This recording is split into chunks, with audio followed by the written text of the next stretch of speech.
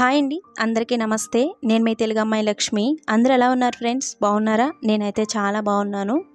ఈరోజు మార్నింగ్ లేచిన వెంటనే కింద పార్కులోకి వెళ్ళానండి. పార్కులో నాకు ఈ శంకు పుష్పాలు కనిపించాయి. ఇప్పుడు వర్షాలు పడుతున్నాయి కదండి అప్పుడప్పుడు. ఇంక ఈ వర్షాలకి ఈ పువ్వులు బాగా వస్తున్నాయన్నమాట. ఈ శంకు పుష్పాలు మీకు ఎక్కడైనా కనిపిస్తే కనుక అస్సలు వదిలిపెట్టకండి. వీటితో మీరు రెగ్యులర్గా ఈ విధంగా టీ ప్రిపేర్ చేసుకుని తాగుతూ ఉండండి. వీటి వల్ల చాలా రకాల హెల్త్ బెనిఫిట్స్ ఉన్నాయండి. వీటిని తెలుగులో శంకు పుష్పాలు అంటారు. వీటికి ఇంకా చాలా పేర్లు ఉన్నాయండి, నాకు సరిగా తెలీదు. ఇంగ్లీష్లో అయితే బటర్ఫ్లై పీ ఫ్లవర్స్ అంటారు.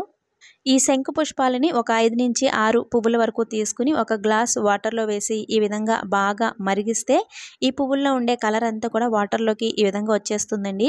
ఇప్పుడు ఈ వాటర్ కొంచెం గోరువెచ్చగా అయిన తర్వాత ఈ విధంగా గ్లాసుల్లోకి తీసుకుని మీరు కావాలంటే డైరెక్ట్ ఇదే విధంగా తీసుకోవచ్చు.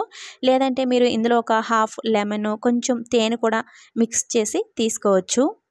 మన పెరట్లో మన ఇంటి చుట్టుపక్కల కూడా మనకి శంకు పుష్పాలు ఎక్కువగా కనిపిస్తూ ఉంటాయండి. కానీ వీటి బెనిఫిట్స్ తెలియక మనం ఎక్కువగా వీటిని యూస్ చేసుకోము. ఈ శంకు పుష్పాలతో మనం ఈ విధంగా వాటర్ని రెగ్యులర్గా తయారు చేసుకుని తాగటం వల్ల మన బ్రెయిన్కి చాలా మంచిదండి. ఇది మన బ్రెయిన్కి ఒక టానిక్ లాగా పనిచేసి మెమరీ పవర్ని, తెలివితేటల్ని పెంచుతుంది. అలాగే యూరినరీ ఇన్ఫెక్షన్స్ని తగ్గిస్తుంది. ఒత్తిడి, నీరసం, నిద్రలేమి, కంటి చూపు సమస్యలు, అధిక బరువు, జుట్టు రాలిపోవడం ఇలా చెప్పుకుంటూ పోతే 100కు పైగా రోగాల్ని తగ్గించగల శక్తి ఈ శంకు పుష్పాలకు ఉందండి. వీటిలో యాంటీ ఆక్సిడెంట్స్ కూడా చాలా అత్యధికంగా ఉంటాయి. రెగ్యులర్గా ఈ శంకు పుష్పాల టీని తీసుకోవటం వల్ల మన ఇమ్యూనిటీ పవర్ కూడా పెరుగుతుంది. ఈ శంకు పుష్పాలని కొన్ని రకాల ఔషధాలలో కూడా ఉపయోగిస్తూ ఉంటారండి. అలాగే కొన్ని రకాల వంటకాల్లో కూడా కలర్ కోసం యూస్ చేస్తూ ఉంటారు. అలాగే ఈ శంకు పుష్పాలు మీకు ఫ్రెష్గా అవైలబుల్ లేకపోతే కనుక మనకి ఆన్లైన్లో డ్రై ఫ్లవర్స్ కూడా అవైలబుల్ ఉంటాయండి. వాటితో కూడా మీరు ఈ విధంగా టీ ప్రిపేర్ చేసుకుని రెగ్యులర్గా తాగుతూ ఉండొచ్చు. ముఖ్యంగా మతిమరుపు సమస్యతో అలాగే మానసిక ఒత్తిడితో బాధపడేవారు రెగ్యులర్గా తీసుకోవడానికి ట్రై చేయండి. ఇంకిక్కడ సాహితీ, సాత్విక్ ఇద్దరు స్కూల్కి వెళ్ళిపోతున్నారు. ఈరోజు స్పెషల్గా బ్రేక్ఫాస్ట్ ఏమీ ప్రిపేర్ చేయలేదండి. బ్రెడ్ జామ్ పెట్టేశాను. సాటర్డే కదా, ఎర్లీగా వచ్చేస్తారు. 12:30 కల్లా ఇంటికి వచ్చేస్తారు. మన ఆంధ్రాలో వర్షాలు బాగా పడుతున్నాయంట కదండి. ఇక్కడైతే పెద్దగా వర్షాలు ఏమీ లేవు. చూసారు కదా, మార్నింగ్ టైంలోనే ఎండ వచ్చేసింది. డేలో ఏదో ఒక టైంలో వర్షం పడుతుంది, కానీ ఇంకా వర్షం పడినా సరే కొంతసేపటికే మళ్ళీ ఎండ వచ్చేస్తుంది. ఉక్కపోత మాత్రం మామూలుగా లేదండి, చాలా ఉక్కపోసేస్తుంది అనమాట. ఒక 2-3 డేస్ నాన్ స్టాప్గా వర్షాలు పడితే బాగుండు, కొంచెం క్లైమేట్ చల్లబడుతుంది అనిపిస్తుంది నాకైతే. ఇంకా ఈరోజు బ్రేక్ఫాస్ట్ ఏమీ చేయలేదని చెప్పాను కదండి. బ్రౌన్ బ్రెడ్ జామ్ పెట్టి ఇచ్చేసాను మా హస్బెండ్కి కూడా. ఆయన నాకు కూడా బ్రెడ్ తిని చాలా రోజులైంది, బ్రెడ్ ఇచ్చేయన్నారు. ఇంకా బటర్లో రోస్ట్ చేసి ఇచ్చేసాను. ఇక్కడ గోధుమలు బాగా పండిస్తారు కదండి, బ్రౌన్ బ్రెడ్ ఎక్కువగా దొరుకుతుంది, చాలా ఫ్రెష్గా బాగుంటుంది. మా హస్బెండ్ బ్రేక్ఫాస్ట్ చేసి ఆఫీస్కి వెళ్ళిపోయిన తర్వాత ఇంక నేను ఈరోజు కొన్ని క్లీనింగ్ పనులు ఉన్నాయన్నమాట, అవి చేయడం స్టార్ట్ చేశాను. ఫస్ట్ ఈ బాల్కనీ క్లీనింగ్ అండి. ఈ బాల్కనీ వారానికి 2-3 సార్లు అయినా సరే డెటాలు, సర్పు ఇవన్నీ వేసి నీట్గా క్లీన్ చేయాలి. మాకు ఇక్కడ పక్షులు ఎక్కువగా ఉంటాయి కదండి. ఇంకా ఈ బాల్కనీ చాలా చిరాకు చేసేస్తాయి అన్నమాట. పిల్లలు ఎక్కువగా ఇక్కడ ఆడుకుంటూ ఉంటారు కదా, అందుకని 2 డేస్కి ఒకసారి క్లీన్ చేసేస్తూ ఉంటాను డెటాల్ అవి వేసి. మా కాలనీలో ఎక్కడ చూసినా గ్రీనరీ ఎక్కువగా ఉంటుంది కదండి, అందుకని ఇక్కడ పక్షులు ఎక్కువగా ఉంటాయి. ఈ పక్షులకి టైంకి ఫుడ్ పెట్టడం, వాటర్ పెట్టడం ఇవన్నీ కూడా చేస్తూ ఉంటారనమాట ఇక్కడ వాళ్ళందరూ. సో అందుకని పక్షులు ఎక్కువగా ఉంటాయి. ఇక్కడ పిచ్చుకలు ఎక్కువగా ఉంటాయండి. మన సైడ్ చాలా వరకు అంతరించిపోయాయి కదా, ఎక్కడో కానీ కనిపించట్లేదు. మా కాలనీలో మాత్రం ఎక్కడ చూసినా మనకి చిన్ని చిన్ని పిచ్చుకలు కనిపిస్తూ ఉంటాయి. నేను ఇక్కడికి వచ్చిన స్టార్టింగ్లో ఇక్కడ పక్షులు ఎక్కువగా ఉన్నాయి కదా, అందుకని నేను వాటికి ఫీడ్ చేద్దాము అని కొన్ని రకాల నూకలు, అలాగే వాటర్ ఇవన్నీ కూడా ఒక గిన్నెలో అరేంజ్ చేసి నేను పైన హ్యాంగ్ చేశానండి. ఇక్కడ తీగలు ఉన్నాయన్నమాట బాల్కనీలో, అక్కడ పైన హ్యాంగ్ చేశాను. చాలా పక్షులు వచ్చి ఇంకా అవి తిని ఇక్కడే ఈ బాల్కనీ అంతా కూడా చాలా చిరాకు చేసేసేవండి. ఇంక రోజు తుడుచుకోవడం, కడుక్కోవడం అలా ఉండేవన్నమాట. సో అలాగే క్లీన్ చేసుకునే దాన్ని, కానీ అవి తీసేసాను. ఎందుకంటే ఎక్కువగా పావురాలు వచ్చేస్తున్నాయండి. పావురాలు చాలా డేంజర్ అనమాట. మీలో చాలామందికి తెలిసే ఉంటుంది. పావురాల్ని ఎక్కువగా మనం ఇంటి చుట్టుపక్కల ఉండనివ్వకూడదండి, రానివ్వకూడదు. వాటి వల్ల చాలా రకాల ఇన్ఫెక్షన్స్ వస్తాయన్నమాట. ఈ పావురాల వల్ల ఇన్ఫెక్షన్స్ మాత్రమే కాదండి, స్కిన్ అలర్జీస్ కూడా ఎక్కువగా వస్తూ ఉంటాయి. ఈ పావురాల రెట్లలో హిస్టోప్లాస్మోసిస్ అనే ఫంగస్ ఉంటుందండి. దీనివల్ల ఊపిరితిత్తులకు సంబంధించిన హిస్టోప్లాస్మోసిస్ అనే ఇన్ఫెక్షన్ వస్తుందండి. దీన్ని గుర్తించడం కూడా చాలా కష్టం. ముఖ్యంగా చిన్నపిల్లల్ని అస్సలు ఈ పావురాల దగ్గరికి వెళ్ళనివ్వకూడదు. చాలామంది చిన్నపిల్లలకి ఈ పావురాలంటే చాలా ఇష్టం ఉంటుందండి. వాటికి నూకలవి వేసి పిలుస్తూ ఉంటారు వాటిని. ఇదే విధంగా ఢిల్లీలో ఒక బాబు ప్రతిరోజు టెర్రస్ పైకి వెళ్ళి ఈ పావురాలకి ఫీడ్ చేస్తూ వాటిని పిలుస్తూ ఉండేవాడంటండి. ప్రతిరోజు ఫీడ్ చేయటం వల్ల, ప్రతిరోజు నూకలవి వేయటం వల్ల అవి గుంపులుగా వచ్చి తినేవంటండి. కొన్నాళ్ళకి ఆ బాబుకి ఊపిరితిత్తులకు సంబంధించిన వ్యాధులు వచ్చాయంటండి. ఊపిరితిత్తులు ఉబ్బిపోవడం, వాచిపోవడం, ఊపిరితిత్తులకు నీరు పట్టడం, ఇలా చాలా సీరియస్ అయిపోయిందంటండి. ఇవన్నీ కూడా పావురాల వల్లే వచ్చాయని వైద్యులు గుర్తించారంట. సో అందుకని పావురాలకి చాలా దూరంగా ఉండాలండి. ముఖ్యంగా చిన్నపిల్లల్ని అస్సలు పావురాల దగ్గరికి వెళ్ళనివ్వకూడదు. అలాగే పావురాలు చేసే సౌండ్స్ ఉంటాయి కదండి, అంటే వాటి కూతలు, అవి కూడా మనం ఎక్కువగా వినకూడదండి. ఆ పావురాలు చేసే ఆ సౌండ్స్ వినటం వల్ల మనకు ఒక రకమైన మానసిక ఆందోళన అనేది కలుగుతుందంటండి. అందుకని ఆ పావురాలు కూతలు కూడా మనం ఎక్కువగా వినకూడదు.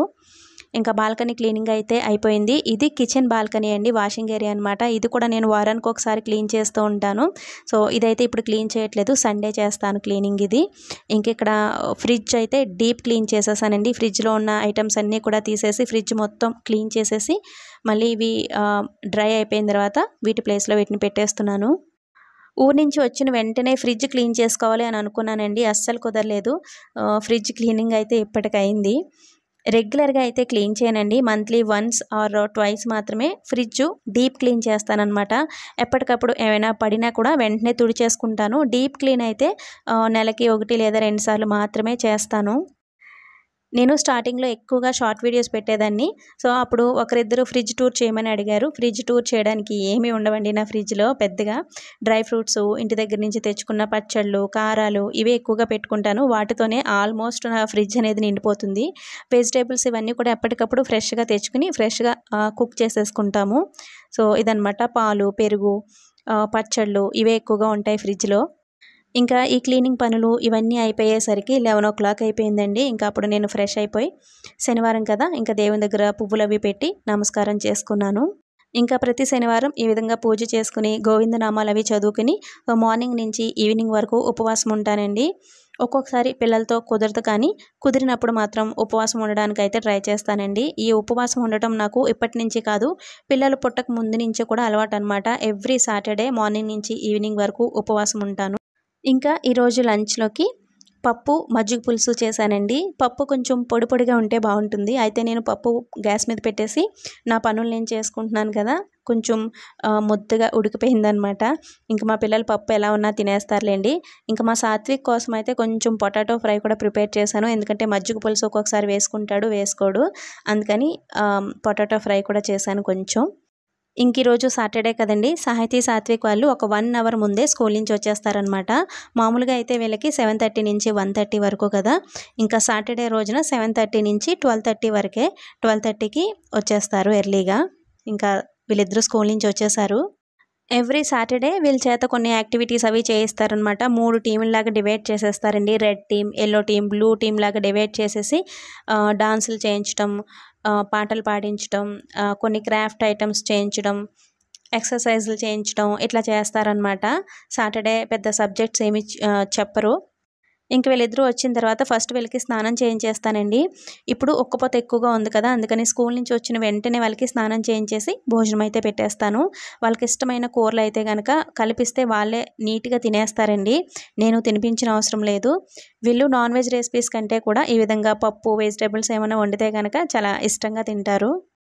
ఇక్కడ మేము వారానికి ఒక్కసారి మాత్రమే నాన్ వెజ్ వండుకుంటామండి. మిగిలిన రోజుల్లో ఎక్కువగా వెజిటేబుల్స్, పప్పు, ఆకుకూర పప్పులు ఇవే ప్రిపేర్ చేస్తూ ఉంటానన్నమాట.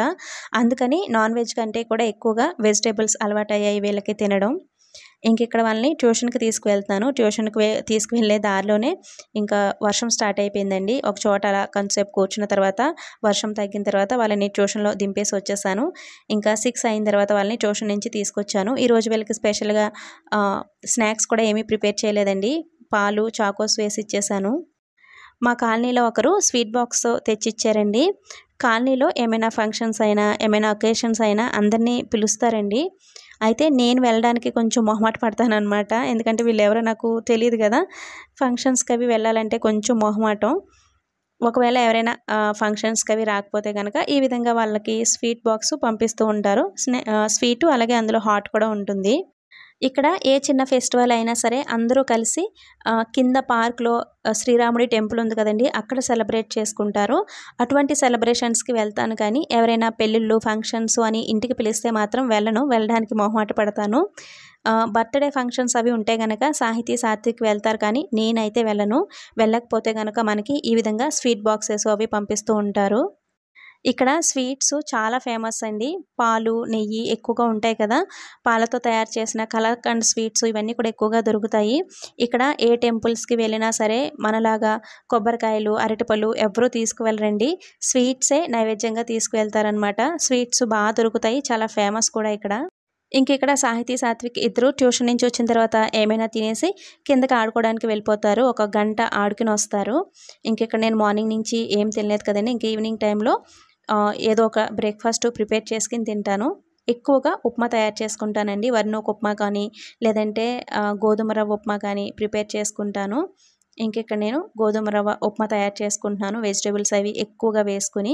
ఈ వీడియోని ఇంతటితో ఎండ్ చేసేస్తున్నాను ఫ్రెండ్స్. వీడియో నచ్చితే తప్పకుండా ఒక లైక్ ఇచ్చి వెళ్ళడం అస్సలు మర్చిపోకండి. అలాగే మీలో ఎవరైనా ఇంకా సబ్స్క్రైబ్ చేసుకోకుండా నా ఛానల్ చూస్తున్నట్లయితే ఇటువంటి మరిన్ని వీడియోస్ కోసం ఛానల్‌ని సబ్స్క్రైబ్ చేసుకోండి. మరొక మంచి వీడియోతో మళ్ళీ మీ ముందుకొస్తాను. Thanks for watching. బాయ్.